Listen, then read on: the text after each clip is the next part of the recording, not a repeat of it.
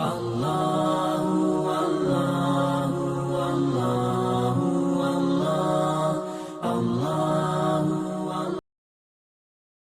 kita akan bahas pada kesempatan ini adalah qati'ur rahim. Qati'ur rahim artinya adalah di antara salah satu dosa besar qati'ur rahim, memutus silaturahim, memutus hubungan silaturahim. Allah Subhanahu wa taala berfirman, wattaqullaha alladzi tasaaluna bihi wal arham. Di dalam surat An-Nisa Allah menyebutkan secara jelas di saat mengabarkan tentang memerintahkan manusia untuk bertakwa kepada Allah Subhanahu wa taala, bahwasanya takutlah, bertakwalah kepada Allah Subhanahu wa taala yang telah menciptakan kamu min nafsi wahida wa khalaqa minha zawjaha وبث منهما رجالا كثيرا ونساء واتقوا الله الذي تساءلون به والأرحام إن الله كان عليكم رقيبا.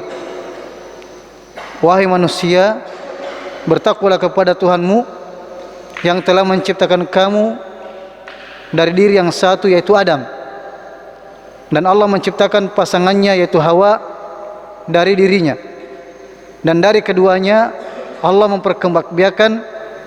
memperkembangbiakan laki-laki dan perempuan yang banyak. Wattaqullaha alladzi tasaaluna bihi wal arham.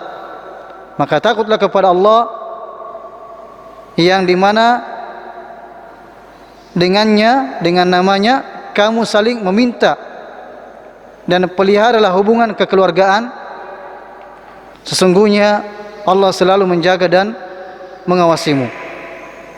Ini perintah dari Allah Subhanahu wa taala agar kita menjaga hubungan kekeluargaan kita. Qala Allah taala wattaqullaha alladzi tasaaluna bihi wal arham. Wa qala an-nabiy sallallahu alaihi wasallam, Nabi sallallahu alaihi wasallam bersabda, la yadkhulul jannata qati'. Tidak akan masuk surga qati'. Qati' artinya yang memutuskan silaturahim. Wa qala sallallahu alaihi wasallam, man kana yu'minu billahi wal yawmil akhir falyasil rahimahu. Muttafaqun alaihi.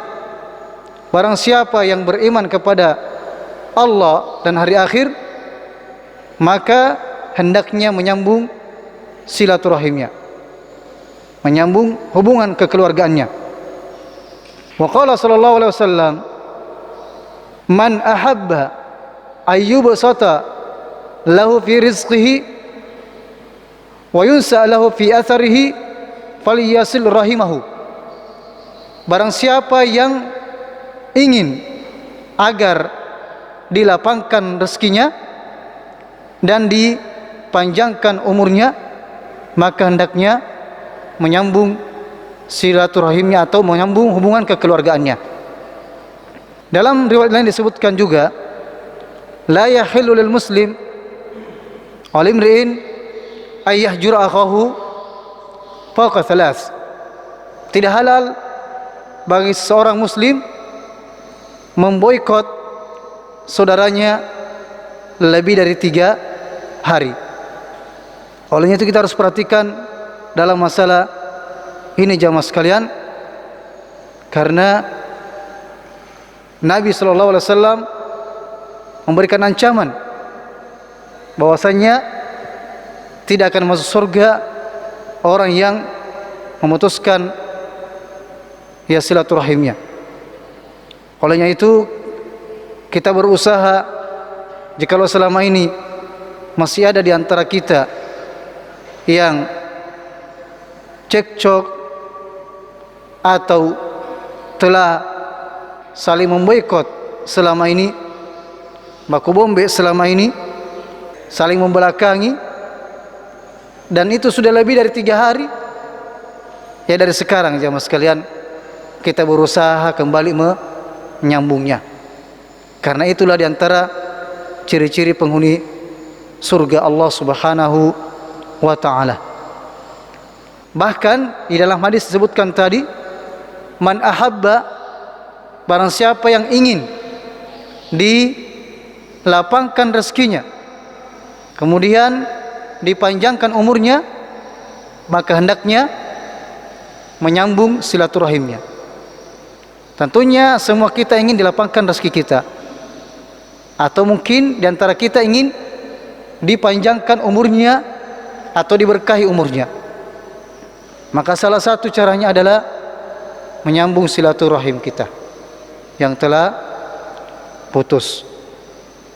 Dan bahkan jamaah sekalian, di antara cara berbuat baik kita kepada orang tua kita yang sudah meninggal adalah menjalin atau mempererat kembali hubungan kekeluargaan mereka yang masih hidup.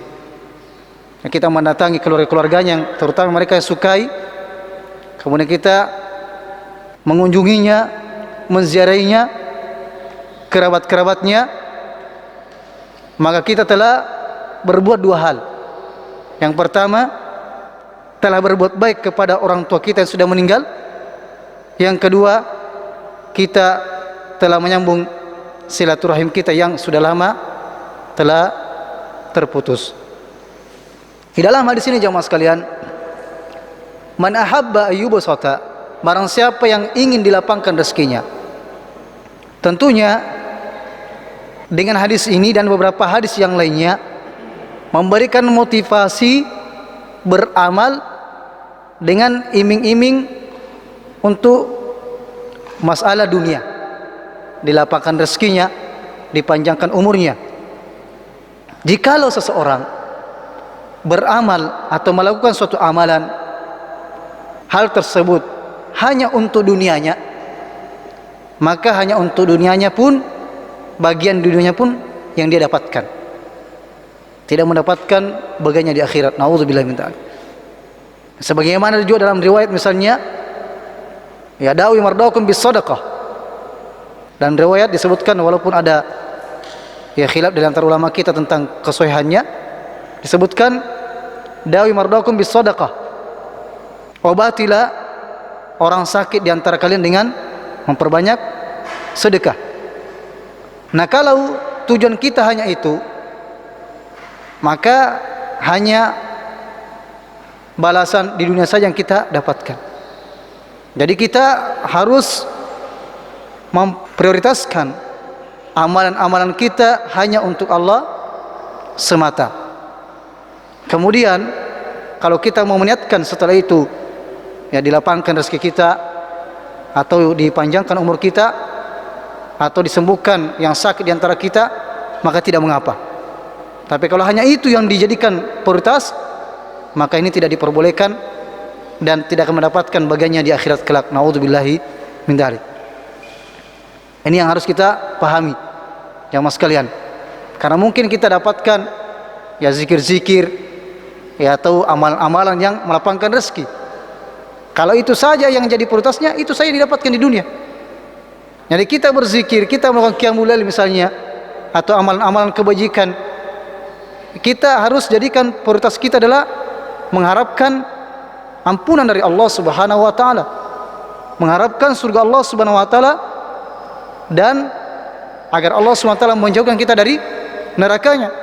Sebagaimana Nabi kita Muhammad SAW mengatakan, wattaqun nar walau bisyiqqit tamar, takutlah kepada neraka Allah Subhanahu wa taala walaupun hanya bersedekah dengan sepotong kurma.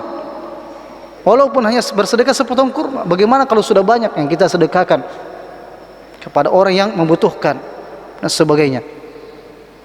Adapun permasalahan dalam hadis ini jamaah sekalian, wa yunsa lahu fi atharihi, bagi yang ingin dipanjangkan umurnya, maka di sini akan timbul pertanyaan, bukankah umur kita telah ditentukan oleh Allah Subhanahu wa taala? Ketika setelah ditiupkan ruh, malaikat disuruh untuk mencatatkan usia kita, bagaimana keadaan kita, rezeki kita dan sebagainya. Maka di sini ada dua penafsiran jemaah sekalian. Apakah umurnya yang bertambah ataukah diberkahi umurnya. Kalau kita mengambil pendapat diberkahi umurnya, maka tidak ada masalah di sini. Namun kalau mengambil secara zahirnya hadis ini dipanjangkan umurnya, maka yang berubah adalah pada catatan malaikat. Yang tidak berubah yang ada pada Lauhul Mahfuz. Jadi Lauhul Mahfuz, jamaah sekalian, kitab yang Lauhul Mahfuz yang padanya semua takdir dituliskan, dicatatkan sebelum Allah menciptakan langit dan bumi. Ini yang tidak berubah, jamaah sekalian. Hasilnya sudah ada di situ. Yang berubah adalah pada catatan malaikat.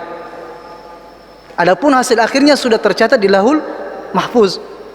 Jadi sehingga dengan inilah tidak ada lagi persoalan. Ya, sama dengan doa. Bagaimana, apakah doa bisa merubah takdir? Sebagaimana dalam hadis disebutkan. Ya, secara zahirnya bisa merubah takdir, tapi takdir yang ada pada kitab catatan malaikat. Adapun di Lauhul Mahfuz, sampai malaikat pun tidak mengetahui isinya Lauhul Mahfuz. Ini yang harus kita pahami, jamaah sekalian, sehingga tidak rancu pemahaman kita tentang takdir. Karena Nabi kita Muhammad SAW juga mendoakan beberapa sahabat untuk dipanjangkan umurnya. Di antaranya ada yang sampai 100 tahun lebih umurnya, dibanyakkan anaknya dan sebagainya. Namun tentunya yang doa juga merupakan takdir dari Allah Subhanahu wa ta'ala. Allah sudah menakdirkan bahwasanya orang ini akan berdoa. Nah, jadi kesimpulannya jamaah sekalian dalam pembahasan ini, di antara salah satu dosa besar adalah memutuskan silaturrahim, memutuskan hubungan kekeluargaan kita. Naudzubillah min dzalik. Allah Subhanahu wa taala telah menjanjikan dalam Al-Qur'an, "Wasari'u ila maghfiratin min rabbikum wa jannah." Bersegeralah kepada ampunan Allah Subhanahu wa taala dan surganya yang seluas langit dan bumi, yang diperuntukkan untuk orang yang bertakwa, yaitu orang-orang yang menginfakkan hartanya baik ke dalam keadaan lapang maupun ke dalam sempit. Kemudian al-kadhiminal ghaidha, menahan amarahnya, wal 'afina 'anil nas, dan memaafkan orang yang telah menzaliminya. Tentunya kita menginginkan untuk termasuk dengan atau mendapatkan predikat takwa ini, dan inilah yang kita targetkan jamaah sekalian, karena semua ibadah itu tujuannya agar kita bertakwa. Allah Subhanahu wa taala berfirman, "Ya ayyuhan nasu ubudu rabbakumul ladzi khalaqakum wal ladzina min qablikum la'allakum tattaqun." Hai sekalian manusia, sembahlah Tuhanmu yang telah menciptakan kamu dan menciptakan orang-orang sebelum kalian. Tujuannya adalah la'allakum tattaqun, dan Allah Subhanahu wa taala hanya menerima ibadahnya orang yang bertakwa. Innama yataqabbalullahu minal muttaqin. Allah hanya menerima ibadahnya orang yang bertakwa. Ya, innal muttaqina mafaza. Bagi orang bertakwa itu adalah kemenangan, akan dimasukkan ke dalam surga. Nah, ini yang kita targetkan. Kalau kita betul-betul ingin dikatakan oleh Allah sebagai orang yang bertakwa, maka kita berusaha memiliki sifat-sifat ini. Berinfak baik dalam keadaan lapang maupun sempit, berusaha untuk menahan amarah kita, dan suka memaafkan. Ya, tentunya ini sudah sering kita dengarkan jamaah sekalian, namun sebagai penekanan, jangan sampai kita senantiasa selama ini meminta kepada Allah untuk dimaafkan. Allahumma innaka afuwun tuhibbul afwa fa'fu anni. Ya Allah, Engkaulah maaf, ya, mencintai pemaafan, maka maafkanlah kami ya Allah, maafkanlah aku. Nah, kita memohon maaf kepada Allah Subhanahu wa taala, padahal hampir tiap hari kita berdosa, minta maaf lagi, istighfar lagi. Lalu kenapa ketika ada saudara kita meminta maaf kepada kita, kita tidak memaafkan? Maka sungguh kita pantas harus malu jamaah sekalian, ketika ada saudara kita sudah meminta maaf sama kita, kemudian kita tidak maafkan, dan bahkan sebelum dia minta maaf kita sudah maafkan. Dan sebagaimana kisah yang masyhur yang telah kita ketahui bersama, Yang kata Nabi SAW menyebutkan sampai 3 kali akan masuk kepada kalian seorang calon penghuni surga. Ternyata amalannya apa? Ya sebelum tidur itu dia bersihkan hatinya dengan cara memaafkan orang yang telah menzaliminya. Subhanallah, ini sangat berat memang jamaah sekalian. Tapi beginilah, ya kalau kita ingin meraih peringkat taqwa di sisi Allah Subhanahu wa taala dan dimasukkan ke dalam surganya Allah Subhanahu wa taala. Semoga kita termasuk di dalamnya. Baik, kemudian jamaah sekalian, selanjutnya di antara dosa besar adalah al-musawwir fi thiyabi wal haitani. Orang yang suka melukis atau menggambar makhluk bernyawa, baik pada pakaian, wal hitan, baik itu di dinding dan semacamnya. Ini tentunya sangat keras siksanya, sebagaimana di dalam hadis Nabi sallallahu alaihi wasallam disebutkan. Qala an-nabiyyu sallallahu alaihi wasallam, man sawwara suratan kullifa ayyam fukha fiha ar-ruha wa laysa binafikh. Barang siapa yang melukis atau menggambar makhluk bernyawa, maka dia akan dibebankan pada hari kiamat, diusur untuk meniupkan ruh padanya. Namun mereka tentunya tidak mampu meniupkan ruh, sehingga diazablah dengan azab yang sangat pedih. Na'udzubillahi min dzalik. Dalam hadis yang lain disebutkan, Nabi SAW bersabda, asyaddun nasi adaban yaumal qiyamah al-musawwirun. Yang paling berat siksaannya pada hari kiamat adalah al-musawwirun, yang suka melukis atau menggambar makhluk bernyawa. Kenapa jemaah sekalian? Yang pertama, karena dia seakan-akan menjadikan tandingan atau menandingi ciptaan Allah Subhanahu wa taala. Yudahiuna bi khalqillahi azza wa jal. Mereka seakan-akan menandingi ciptaan Allah Subhanahu wa taala. Lalu bagaimana dengan fotografi? Disinilah ulama kita berbeda pendapat jamaah sekalian. Fotografi atau pakai kamera, ya sebagian ulama mengatakan sama saja. Seperti Syekh bin Baz rahimahullah, ya mengharamkan secara mutlak. Adapun ulama yang lain seperti Syekh Utsaimin rahimahullah dan beberapa ulama yang lainnya mengatakan taswir, memakai alat ini seperti ini, pakai HP itu, ya itu tidak masuk kategori menggambar dan melukis. Kenapa? Ini sama halnya dengan ketika fotokopi. Fotokopi kan dimasukkan di kertas. Apakah ketika dimasukkan itu kertas kemudian hasilnya sama fotokopinya dikatakan orang itu telah menggambar? Tentu tidak. Jadi sama halnya dengan motret. Itu alasannya Syekh Al-Utsaimin rahimahullah sehingga mengatakan dan tidak mengkategorikan pakai alat atau kamera itu tidak termasuk menggambar dalam hadis ini. Namun jemaah sekalian, tetap beliau melarang untuk dipajang. Karena kalau di HP kan itu akan hilang, ya, tidak sabit di dalam. Kemudian kita tutup, hilang lagi. Nah, kalau dipajang ini yang sepakat ulama kita untuk tidak diperbolehkannya memajang yang foto-foto dan sebagainya. Semaksimal mungkin kita berusaha untuk menghilangkannya atau menanggalkannya. Ya, karena hadisnya umum jamaah sekalian, bahwasanya pernah suatu saat malaikat, ya dalam hadis sebutkan la tadkhulu malaikatu baitan fi kal wala surah. Tidak akan masuk malaikat rahmat maksudnya di sini ya. Kalau malaikat maut akan masuk juga walau kalau sudah tiba waktunya ya. Ada yang mengatakan demikian. Ya Ustaz, tidak masuk malaikat maut juga. Ya dimanapun kau berada. Ya, tidak akan masuk malaikat yang di rumahnya ada anjing dan gambar makhluk bernyawa. Ya, makanya makruh hukumnya memelihara anjing kalau bukan untuk darurat seperti menjaga kebun dan sebagainya. Tapi kalau sudah dipelihara di rumah ini, bahkan dalam satu riwayat disebutkan berkurang terus pahalanya orang yang memelihara jin tersebut. Ya, dan tidak masuk malaikat di rumahnya. Ya, lalu bagaimana kalau gambar-gambar tersebut jamaah sekalian? Jadi kita berbicara makhluk bernyawa ya, manusia dan hewan.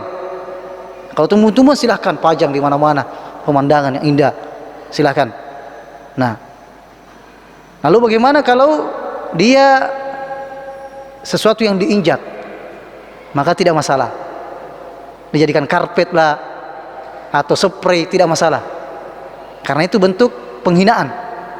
Dihinakan, ditiduri lah, di alas kaki lah, itu tidak masalah karena dia bentuk dihinakan. Kalau gambar-gambar yang seperti itu. Oleh itu kita harus hindari ya pakaian ya seperti kaos-kaos ya ada gambarnya ya, itu dihindari apalagi ketika sholat. Ya, nanti orang lihat ketika kita sholat, dilihat gambar apa ini? Ini kan mengalihkan perhatian juga. Juga termasuk sarung-sarung itu jamaah sekalian ya, kalau bisa ya wadimor gajah duduk itu ya, itu dibalik lah atau di apalah, jangan sampai orang baca. Biasanya kesini lihat orang wadimor, dia baca itu gajah duduk, itu dibalik lah atau di apalah supaya tidak terbaca itu. Jadi usahakan jangan pakai pakaian yang ada gambarnya di belakang. Iya, orang akan baca atau tulisannya, karena orang akan baca itu. Ya, namanya orang manusia. Iya, kita mau fokus, namanya setan akan masuk, akan mengalihkan perhatian kita. A'udzubillahi min dzalik. Lalu tentunya ikhwah sekalian, bolehnya memakai motret apalagi video tidak masalah selama foto tersebut tidak diedit. Foto tersebut tidak diedit.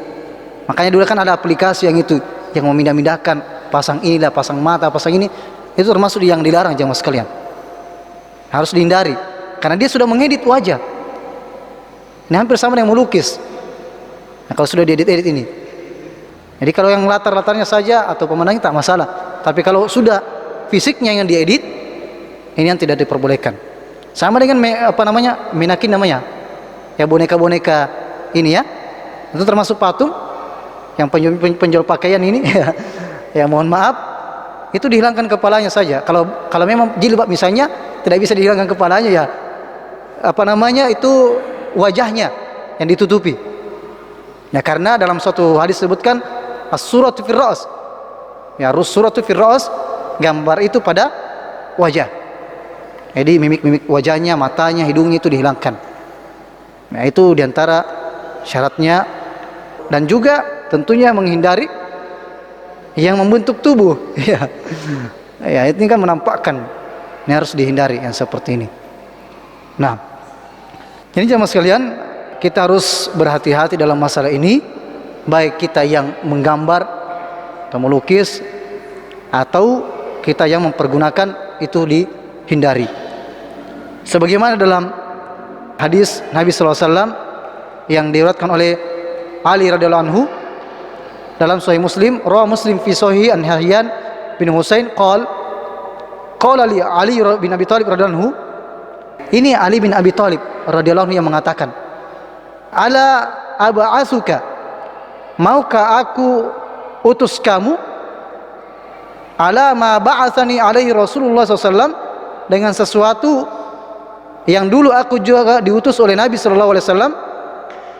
Apa itu? Allah tada' suratan illa tamastaha, yaitu tidaklah engkau melihat suatu surah, gambar atau lukisan atau patung-patung kecuali engkau musnahkan atau hilangkan kepalanya. Wala qabran illa musyrifan illa sawaita, dan tidaklah engkau melihat kuburan yang ditinggikan kecuali engkau ratakan. Jadi boleh meninggikan kuburan tapi sejengkal saja, tidak lebih daripada, apalagi sampai sasta begini, itu diperbolehkan meninggikan kuburan. Nah, sebagaimana dalam hadis ini. Jadi inilah jemaah sekalian, berusaha kita hindarkan diri kita dari hal yang seperti ini, karena memang ancamannya sangat keras. Pada hari kiamat akan diazab dengan azab yang paling pedih, na'udzubillahi min dzalik, karena telah membuat tandingan untuk Allah Subhanahu wa taala. Dan yang menyebabkan ikhwas sekalian kesyirikan di zaman Nabi Nuh alaihissalam, karena membuat patung atau lukisan ini. Kenapa? Di zaman Nabi Nuh alaihissalam, sebelum beliau diutus menjadi Rasul, ada 5 orang soleh kiainya pada saat itu, yang selalu memberikan nasihat ya kepada kaumnya. Maka ketika orang soleh ini semuanya meninggal, pengikutnya ini merasa sedih. Tidak ada lagi yang menasihati kami agar kita dekat kepada Allah Subhanahu wa taala. Maka di antara mereka pun berinisiatif untuk membuat gambarnya, membuat lukisannya atau membuat patungnya. Dengan tujuannya apa? Kalau dia lagi terlalaikan dengan dunia ini, dilihat gambarnya itu orang soleh tersebut, dia ingat akhirat lagi. Itu tujuannya awalnya. Tujuannya awalnya seperti itu. Namun ketika sudah meninggal, yang membuat lukisan dan patung ini, keturunannya melihat, dulu bapak kami ini buat seperti ini, apa tujuannya? Maka syaitan datang membisikkan kepada mereka bahwasannya dulu orang tua kalian bikin patung ini dan lukisan ini untuk menyembahnya, meminta kepadanya. Nah, di sini awal kesyirikan. Dari zaman Nabi Adam sampai sebelum zamannya Nabi Nuh alaihissalam tidak ada kesyirikan jamaah sekalian. Nanti di sinilah awalnya kesyirikan. Ya karena apa? Pengagungan kepada suatu foto lah atau gambar lah diagungkan. Apalagi kalau sudah dijadikan jimat-jimat. Ya foto si fulan, foto wali fulan, dijadikan jimat-jimat. Ini tidak diperbolehkan, sudah bisa terjatuh dalam kesyirikan jamaah sekalian.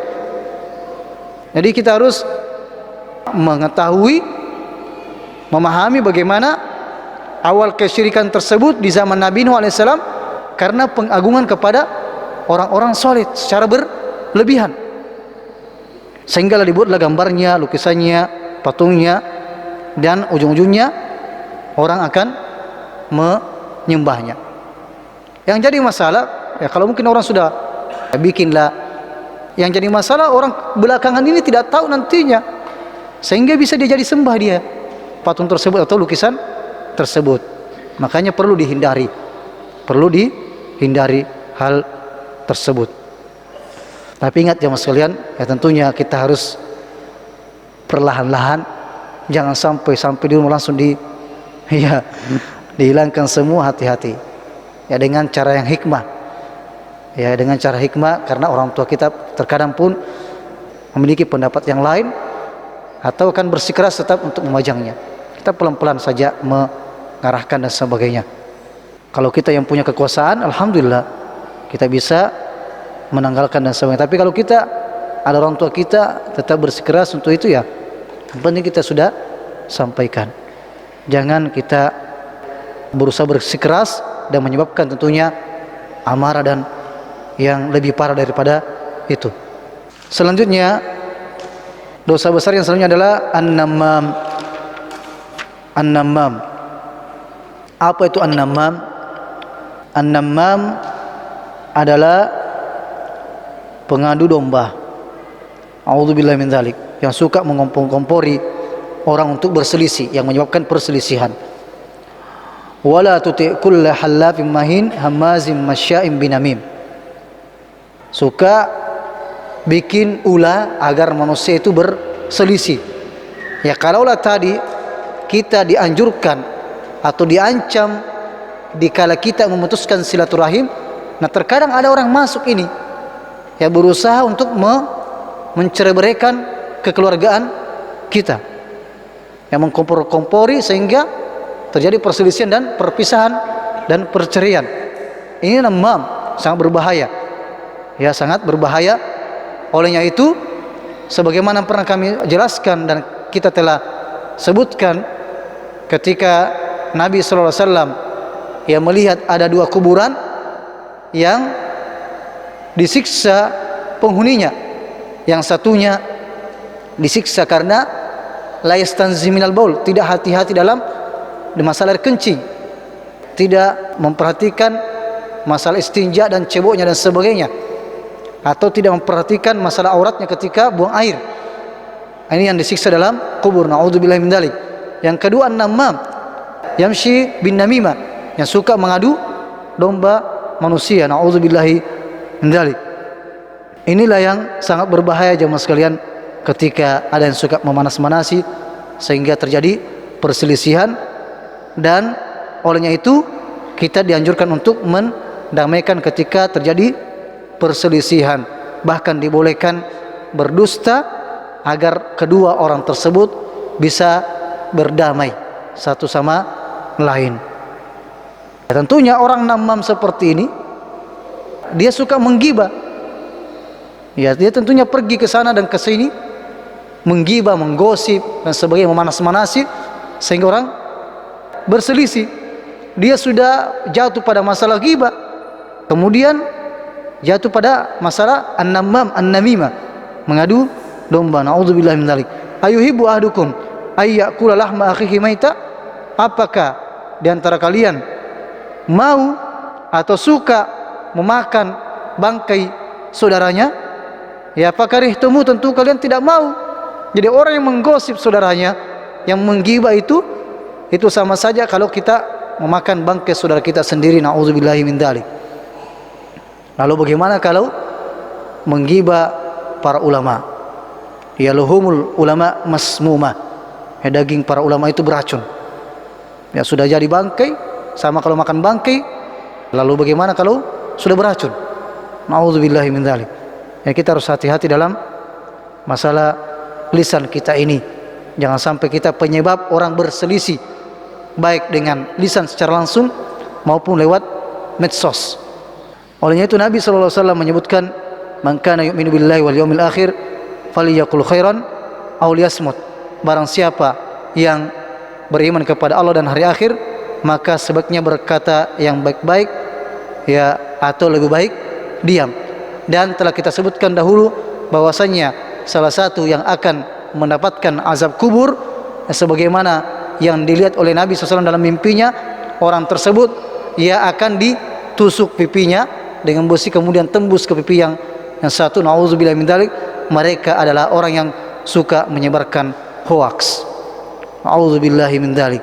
Nauzubillahi min dzalik. Apalagi kalau sudah menyebabkan orang berselisih di antara satu sama lain. Ya, tentunya jamaah sekalian, orang yang an-namam ini suka mengadu domba ini termasuk, kalau mau dikatakan termasuk dzul wajahain, punya dua muka. Ke sini berkata ini, ke sana berkata itu. Ya, mengkompor-kompori. Ya, sehingga ya mereka kedua orang tersebut, kedua kelompok tersebut terjadi perselisihan di antara mereka.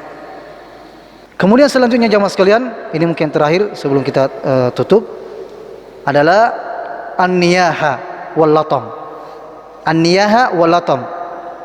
Al-latam itu menampar wajah, wan niyaha meratap. Ya, meratap merupakan perbuatan jahiliyah. Ketika terjadi musibah kematian, ya, kebanyakan biasanya orang-orang, ya, para wanita atau siapa yang lemah hatinya, dia biasanya melakukan peratapan, niyaha. Bagaimana itu jamaah sekalian? Tampak pada diri mereka tangisan yang histeris, dan al-latam menampar-nampar wajahnya, wasyaqqa thawb, merobek-robek pakaiannya, bahkan halaqar ra's, mencukur rambutnya. Mencukur rambutnya ini karena meratap, ya, bukan karena mencukur ingin memilihkan, bukan, tapi memang tentunya karena dia meratap. Kemudian melaknat di saat terjadi musibah. Ini yang dikatakan an-niyaha. Dalam hadis disebutkan yang diriwayatkan oleh Al-Imam Bukhari rahimahullah, an Abdullah bin Mas'ud radhiyallahu anhu, qala Rasulullah SAW, Nabi SAW bersabda, laisa minna, bukanlah golongan kami, man latamal khududa, yang menampar pipinya, wa syaqqal juyuba, dan merobek-robek bajunya, wa da'a bid'awal jahiliyah, dan mengatakan atau mengucapkan ucapan jahiliyah. Di antara anjurannya juga dalam hadis lain disebutkan, isnatani fin nasi huma bihim kufur. Iya, ada dua sifat pada manusia yang merupakan bentuk kekufuran. Ya, apakah kekufuran asghar, kecil, atau fil ansab, yaitu menuduh nasabnya orang. Wan niyahatu 'alal mayyit, meratapi orang mati. Dalam hadis disebutkan an-naiha, orang yang suka meratap ketika terjadi musibah menimpanya, idza lam tatub qabla mautiha, kalau dia tidak bertaubat sebelum dia meninggal, tuqam yaumul qiyamah, maka pada hari kiamat, wa alaihi sirbal min qitran wa lira min jarab, maka akan dipakaikan dari pakaian dari api neraka. Naudzubillah min dzalik. Ini yang suka meratap. Olehnya itu kita berusaha untuk mentakziah, dalam artian menghibur orang yang terkena musibah ini agar tidak melakukan ratapan. Bahkan di dalam satu riwayat disebutkan jemaah sekalian, al-mayyit yu'adzabu fi qabrihi bima niha alaihi. Mayat itu terkadang mendapatkan merasa sakit disebabkan ratapan keluarganya. Jadi kita kasih tahu kepada orang-orang yang suka meratap, kasih tahu kalau kita tambah menangis, meratap-ratap seperti itu, maka si mayit ini akan merasa kesakitan. Sebagaimana dalam hadis. Bukan berarti diazab ya, tapi merasa kesakitan. Karena tidak semua azab itu adalah hukuman. Perhatikan, tidak semua azab adalah hukuman. Karena ketika Allah menurunkan azab, jemaah sekalian, secara umum orang soleh juga kena. Orang soleh juga makanya merasakan kesakitan juga, ya kan? Tertimpa gempa lah, atau longsor lah, naudzubillah, kebakaran dan sebagainya, banjir lah, Allah menurunkan azabnya. Beda dengan hukuman. Kalau hukuman ya memang dihukum orang tersebut. Makanya dalam hadis disebutkan as-safaru qit'atun minal adzab. Safar itu sebagian daripada azab. Karena sakit orang, lelah, ya capek. Nah, jadi tidak semua azab bermakna hukuman. Jadi kita katakan kepada orang sudah menangis histeris, sabar ki. Tidak mengapa menangis, tapi kalau sudah menangis berlebihan, sampai menampar-nampar wajahnya dan sebagainya, sampai melaknat, maka ini termasuk meratap. Jangan dilarang, yang bisa menyebabkan si mayit ini akan tersakiti dengan tangisannya. Na'udzubillahi min dzalik. Oleh itu mendapatkan laknat dari Rasulullah sallallahu alaihi wasallam. A'udzubillahi min dzalik. Ini sementara jemaah sekalian yang bisa kita sampaikan. Semoga Allah SWT ya membimbing kita semuanya untuk meninggalkan perkara-perkara yang dilarangnya dan mengistiqomahkan kita di atas hidayah ini. Tawaffana muslimin walhiqna bis solihin. Subhanakallahumma bihamdik, asyhadu an la ilaha illa anta, astaghfiruka wa atubu ilaik. Wa sallallahu ala nabi Muhammad walhamdulillahi rabbil alamin. Assalamualaikum warahmatullahi wabarakatuh.